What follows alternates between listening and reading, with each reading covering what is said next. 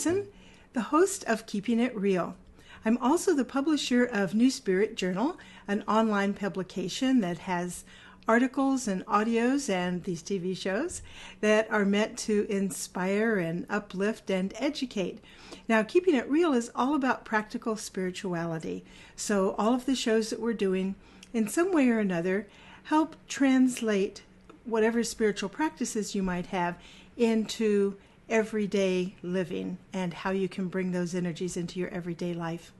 Now, I know that quite a few of you who watch this show, as well as read newspiritjournal.com, are very creative, and I know that many of you are writers. Some of you are published, some of you not. My guest today is Ruthie Stender, and she is a writer, she is an author, she has actually published several books of her own, and most recently is one of the people who's featured in a book called The Magic of Memoir. So today we're going to visit with Ruthie and get her to talk a bit about what it's like to be a writer and to be published, and maybe talk a little bit about what memoir is and isn't, and so that if some of you are thinking about writing yours, perhaps you can get a little bit of insight. So let's talk to Ruthie. Hi, Ruthie. So glad to get to see you. How are you today? Good. Hi, Krysta. Happy spring. Oh, happy spring to you too. Yes, we're recording this on Monday, March 20th, 2017, for anybody who maybe is watching this in the future that hasn't happened yet. So, Ruthie, tell us about this new book that you're a part of called The Magic of Memoir. Yes, The Magic of Memoir, Inspiration for the Writing Journey, is an anthology. I'm one of 38 memoirists who submitted an essay. It was a contest and got accepted. And it was published back in November, and it's just a thrill to be a part of it. So, yeah. So what was it like to write your story for that? Because I did read it, and you talked about it some, but tell our viewers kind of what that was like for you. Well, I have written a full manuscript for a memoir, which is part of why I'm on this path of memoir stuff. And the contest came up, and I thought, well, why wouldn't I submit an essay? Well, I tend to be a little bit self-helpy. As you know, I've done some spiritually based self-help stuff too. And my first two attempts at the essay was kind of teachy-preachy, I guess, and it wasn't inspirational as much as it needed to be. So I worked with my writing coach and ended up coming up with what I have, which I have to say is one of the hardest things I've ever written. And it's about 2,000 words versus 85,000 words for my memoir. Right. So it was really hard, actually, but I'm really glad I did it. Well, things kept coming up. So you're a memoirist, too. I think you can understand how the more you write, the more that bubbles up. And like, oh, I forgot about that, or just kind of piecing the flow of things together in a concise way, like in an essay, but also thinking about, well, what is inspirational? Why would anybody want to read this? And that inner critic thing that comes up. Oh, yes. So I think that came up more in this piece, and it was just hard to figure out how to say a lot in a short time, and I don't know, I think emotionally it was harder because I also ended up writing about a big part of what triggered me to finish my memoir. It was when my mom passed away 4 years ago, and I think writing this piece helped me process some of that experience. It was a very profound experience for me. So anyway, I just didn't expect all of that. Mm-hmm. It was just harder. Right. So let's talk about writing in general. Now, I know you've written several books. I mean, you're in this anthology. But then you've written a couple of books, which are, remind me. The first book that I actually published, I self-published, and it's the title is The 8 Aspects of God, A Pathway to Bliss, and that's a spiritually based self-help book. And the inspiration from that came from some articles I was writing for New Spirit Journal, several, like maybe 4 years ago or so.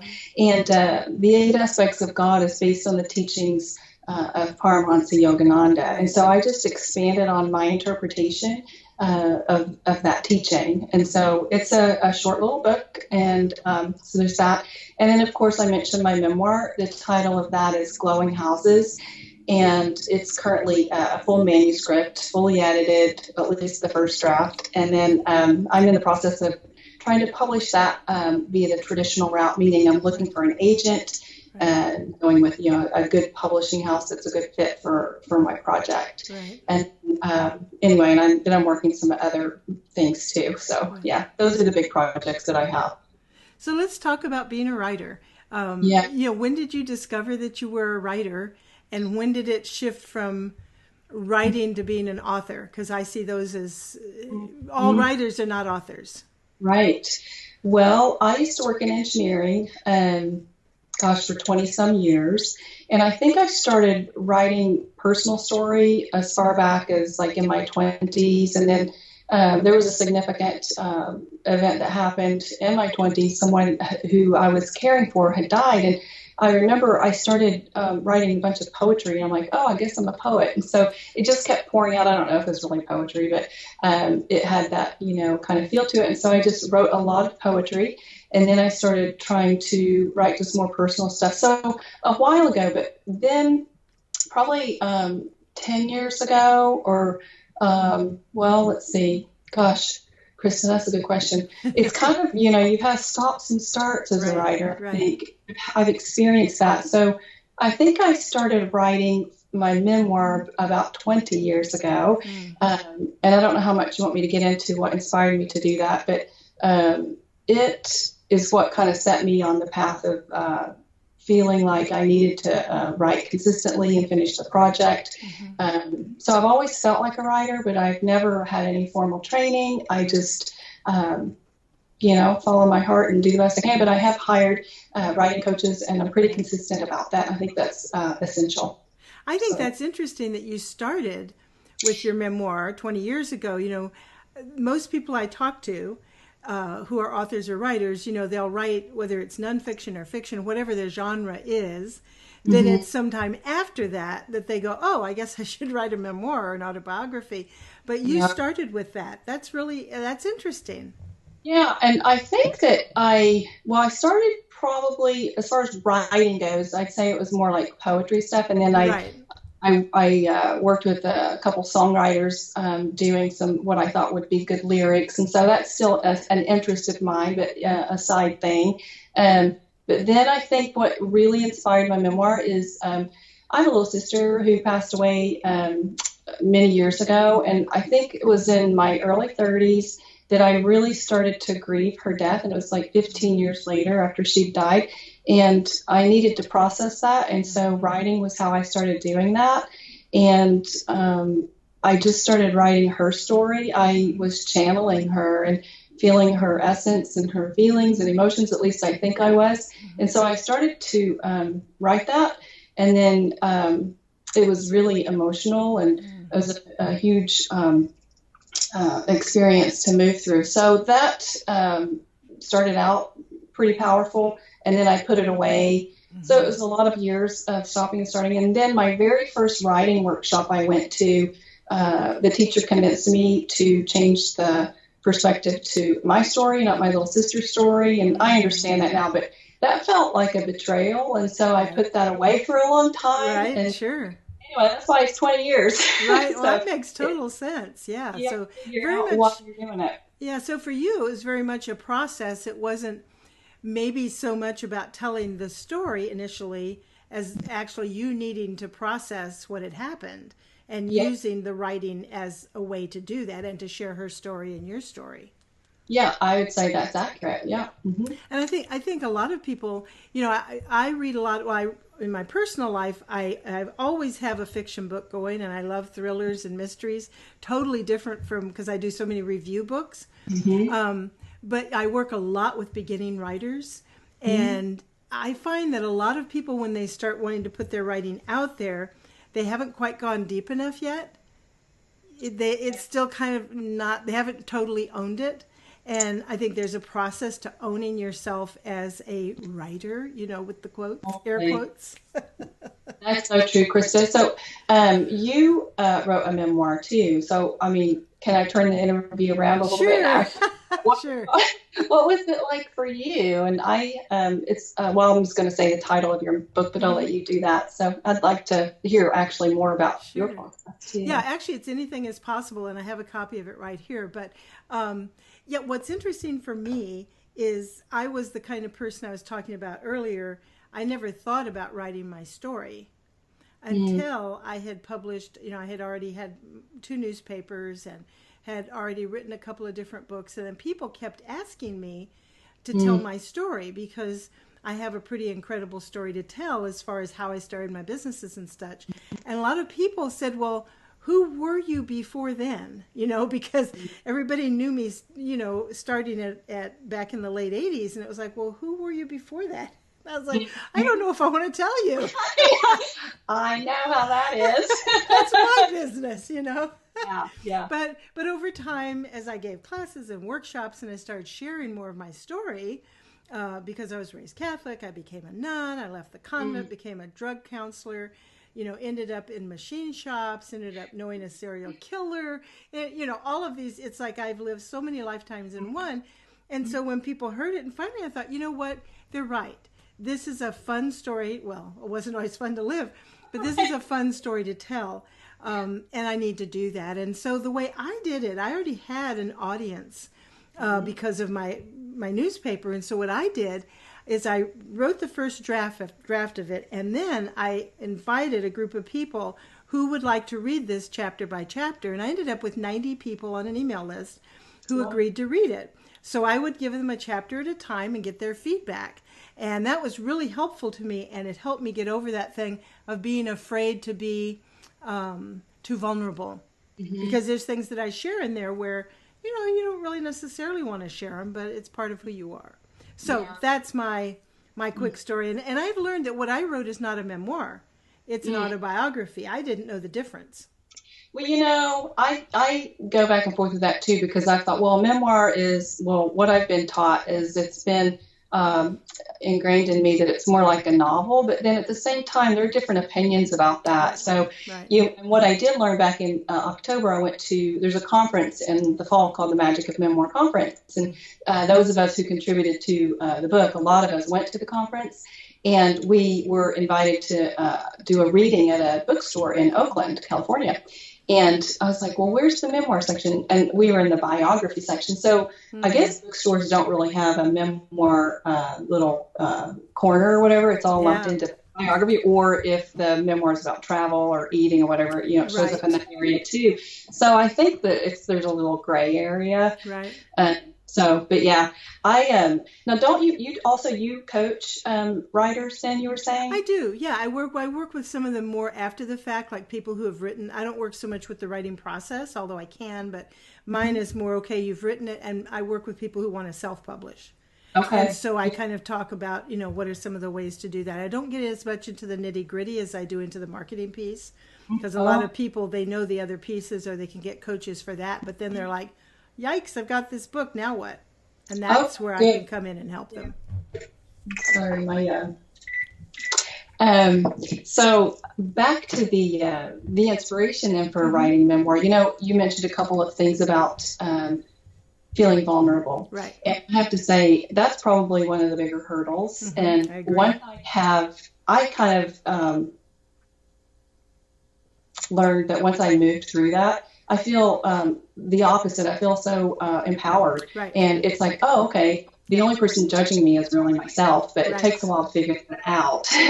So there are a lot of reasons to write memoir, but I'm a believer that, like, if people like you or myself and, other memoirists and autobiographers, if we can work to overcome those feelings of vulnerability and just do it anyway, we really learn how to be together, as storytellers. And there's so much healing and opportunity to come together. And I'm a big proponent of telling our story. So I'm trying to figure out how to inspire other people. And I, of course, wrote my story for a lot of different reasons. But now today, where I am, sure, I want to get my book published, but I'm so excited to bring people together and inspire. It's like, hey, you have a story to tell, because I know you agree every single person has at least one. one story, lots of stories like yourself. I mean, you could write 10 different essays at least.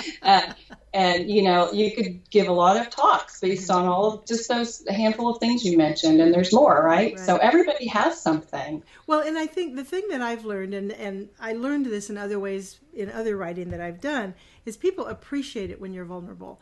When we're the one allowing ourselves to be vulnerable, you hold back, you're hesitant. It's like, well, should I really share this? And, you're thinking of yourself. And when you get past that and when you go, whatever, this is the truth of who I am, this happened, I'm going to share it. And once you do that, then you find out people go, they appreciate it because it helps them be more vulnerable, and it helps them relate to you better. Because a lot of times, don't you find, you meet, let's say you've read somebody's book and then you meet them and you're a little bit starstruck.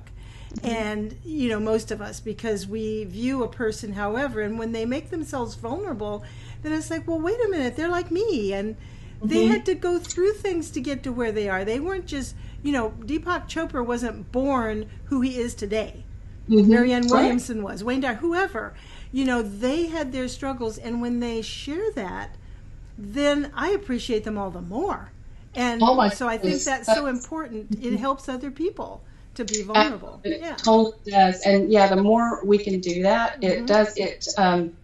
People learn, like, hey, it's like anything. Oh, they did it. They didn't get hurt. Or maybe too bad. They're still alive. Or they did get hurt, but look, they used it for growth. They used it for an experience. Yeah. And we learn from each other that way, for sure. So, I think that there's I actually think there's, there has been a movement going on with, this memoir writing business, but it seems to be the whole storytelling, is really becoming more and more popular. And so I just really want to be a part of that and help people come together and listen and share. And so it's really exciting. And, I think it's a really important thing that we're doing.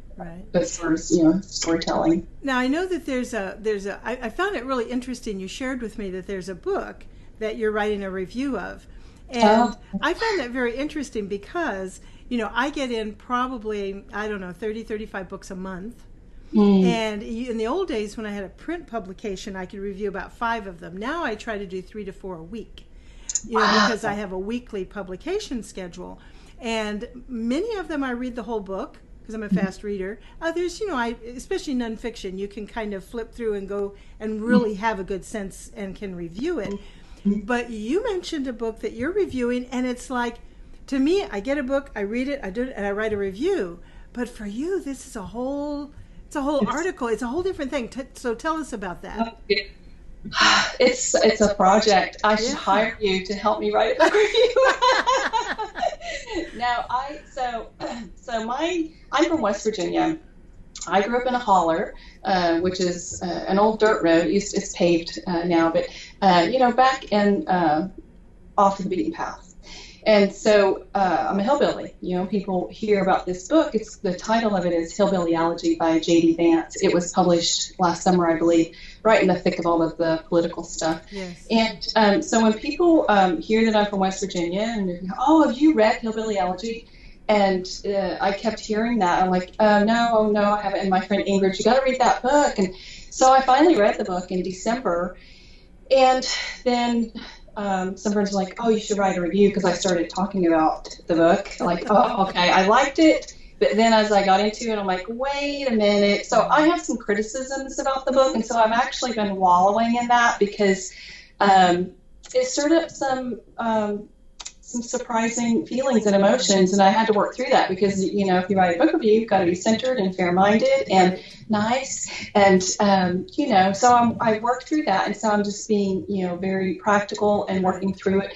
But the book is a good book. It's about a young man who made it out of a very dysfunctional situation, an addicted mother, and from the Rust Belt area, so north of Cincinnati is where he was born and raised, but he has links to the hillbilly culture. And so that's how he landed on that title. Right. But so when I started feeling like my feelings were all getting stirred up when I was reading that book and then considering writing a review, I was like, well, why is this upsetting me so much? And so I had to sit with that. and I couldn't even, I've been invited to book clubs and quizzed, which is good. Right. It's like, oh, I need to get clear about this. Right. And so I've been working through that. And so what it prompted for me is like, well, I'm going to go read some other reviews. And instead of reading all of the 5-star reviews, I thought, well, what do the 1 and 2-star reviews say? And sure enough, I'm like, holy cow, that's what I think. And these reviews that I'm talking about are written by historians and scholars. And so I've actually been learning a lot about Appalachia and my culture, which is great. So so I'm trying to like blend things together and say, hey, this is what this book is, in my opinion, Hillbilly Elegy. It's not so much about the Appalachian culture. It's about upward mobility, which is, moving up the social or economic chain, which is what he did. And it's a great, inspiring story. But some of the criticisms from the historians and the scholars are, hey, there's a whole culture here, and there's a lot that needs to be said about that. And people are, so the reason this book is so popular is because of the election, and people are like, hey, all those people back in West Virginia and the area there voted for Trump. Let's find out why. Let's read that book. Well, that tells one little story about one piece of a culture, but there's a lot more to it. And so what I'm trying to do is figure out a way to say, hey, there's a lot more to it, fill in some of the gaps, and more than anything in my review, I want to offer other suggestions about what to read to really to learn more, because that's what I've been doing. And so I want to kind of bring it together. So I feel like I know what to do, and I need to pull it together now. So pull it together and go for it, right? Yeah. So thanks for asking about that. It's kind of a big project for me, and I want to get it done. I think it's important. Yeah, well, it sounds like it. Yeah, and do it before the book is out so long that it's too much old news, to try to stay on top of it.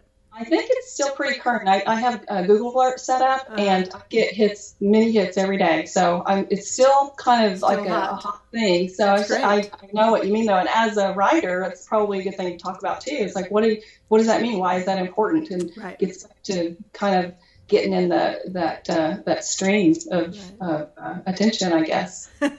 Well, and watching the thing about, I've known some people who sit so long on an article and try to get it so perfect that by the time they submit it somewhere, it's so warmed over.